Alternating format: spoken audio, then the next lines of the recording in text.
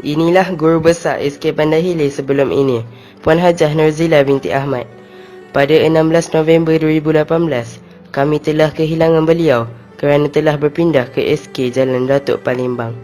Kami sebagai murid sangat merasai kehilangan seorang guru besar yang menjadi sumber inspirasi kami. Saya mengenali beliau ketika saya berumur 10 tahun, ketika berada di tahun 4. Ketika itu, ICT masih lagi tidak menjadi budaya di sekolah ini. Beliau seorang yang penyayang. Perkataan sayang tidak pernah lekan dari bibir.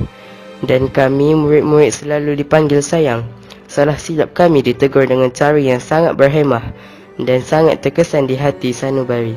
Beliau sangat dekat di hati saya. Dia diibaratkan ibu kedua bagi saya. Dari segi perhatian, ambil berat dan kasih sayang. Ada kala terselah sifat keibuan beliau dengan sentiasa memberi semangat, motivasi, galakan, dorongan dan inspirasi. Beliau seorang yang lembut tetapi tegas.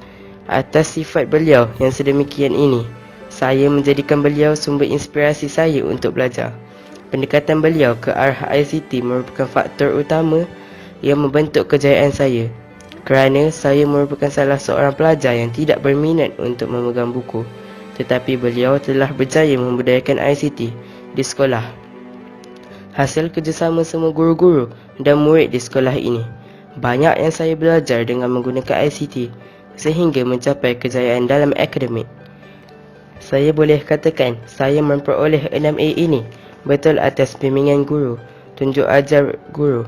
Tetapi beliau memperkenalkan ICT, membuatkan apabila saya berada di rumah, saya sentiasa mengulang kaji menggunakan ICT.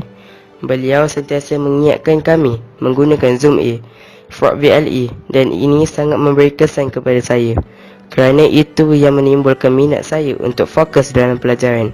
Saya sentiasa menjadi pengguna Frog VLE paling aktif pada setiap bulan. Saya bersyukur belajar di SK Bandar Hilir dan saya berasa bangga kerana banyak kejayaan yang telah dicapai oleh sekolah, sama ada di peringkat PKG, negeri dan kebangsaan.